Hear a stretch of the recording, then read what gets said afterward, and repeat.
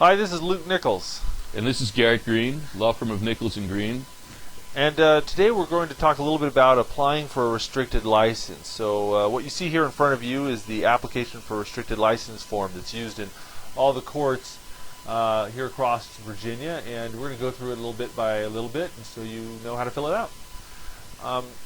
First little bit here is up at the top is basic information here. So obvious stuff, you have your name, your home address, your driver's license number, date of birth, the date of the offense that caused you to lose your license. If you have any trouble filling out like case number or date of offense, talk to the clerks, talk to your attorney. They can fill that part out real easily. One interesting thing right off the top here is if your home address is out of state, or if you have an out of state license, you want to be cautious about this. A judge has the authority to issue a restricted license to an out-of-state driver. However, not all judges realize this, or not all judges like to grant restricted licenses to out-of-state drivers.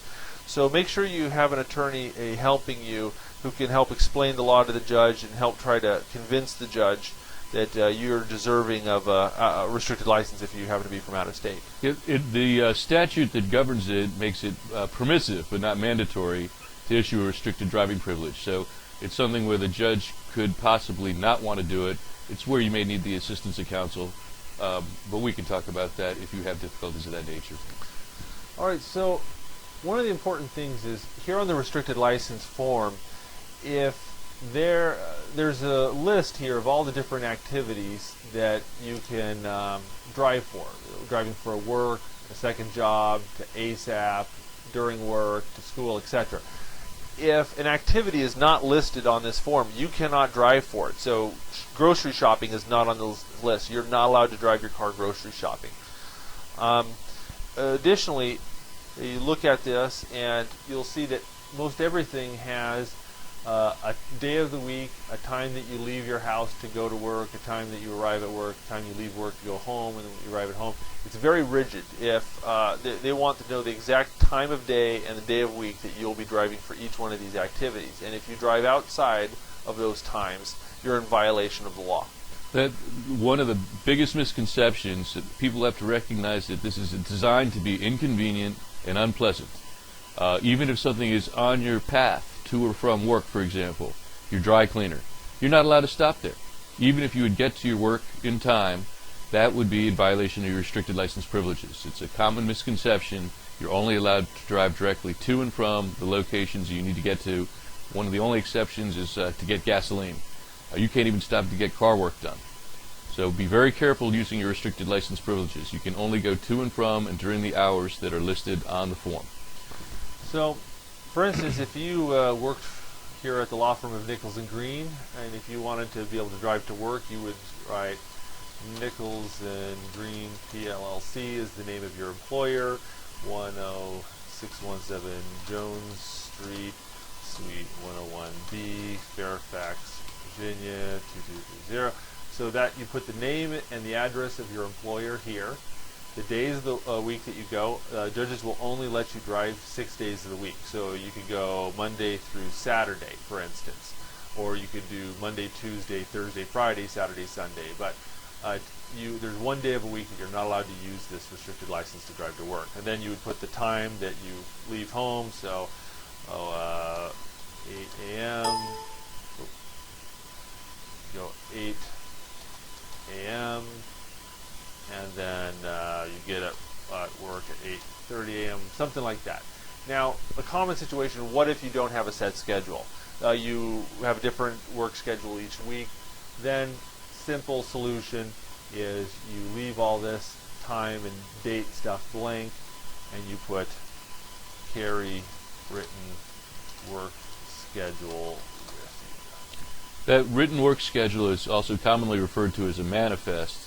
It's something where if you're going to be leaving from home directly to, say, a work site or a third location, you need to have with you on your person something showing that you are indeed traveling for a work-related purpose. You need a fax machine where it can be sent to you, or a printer at home so you can print it out. But you cannot leave home and just explain to an officer you're on a work-related appointment. you're putting yourself in danger of being charged with driving unsuspended. Awesome. All right. So, same rules apply for a secondary job. And then, of course, if you're ordered to ASAP, make sure you check that box to allow you to drive to and from ASAP. And anytime you do, you just, once again, you carry a schedule with you that shows where you're going, that you're going for ASAP. And anytime you get behind the wheel, you have that written proof with you. Traveling during work hours only is required by an employer. So if your work requires you to drive, you can go and do that. Now what you'll do is you'll carry written proof with you. So if you have like an invoice or a customer service form or an email from your employer, something from your employer saying Bob Smith is traveling to location X, Y, and Z, time of date A, B, and C for work, and you have that printed off and you carry it with you. And you can only do that during the times at which you are at work or you're working. Same thing applies to school. You can put the name and the address of your school. So if you go to the School of Hard Knocks and at 1234 George Mason Street, whatever. And you can either have your schedule written out here, but for most people, once again, you carry school transcript or a work schedule or some sort of school schedule. One thing that you should be aware of too, very commonly people know exactly where they go to and from, but they've never learned the actual address of it. You need the actual street address, even if it's someplace everyone knows, Mason University, the Pentagon, whatever it may be. You need to have the actual street address to properly fill out this form and get a judge to sign it for you. For medical necessities, you can check these boxes.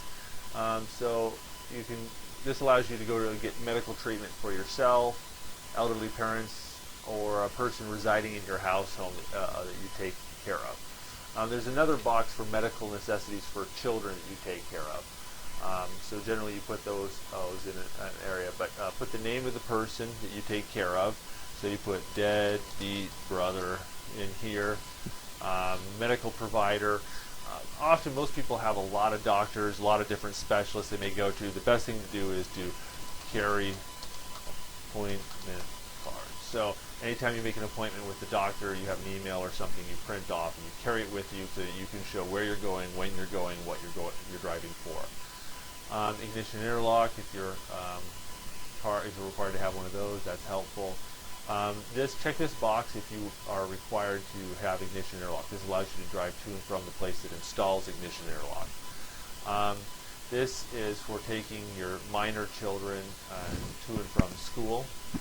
Notice they have to be minor children, so no taking your college-age child di nova or anything like that. And once again, you put the date, the name of the school, the address of the school, the date of the school. This is for daycare for minor children, and this is for medical services for minor children. Once again, I always carry an appointment card in here.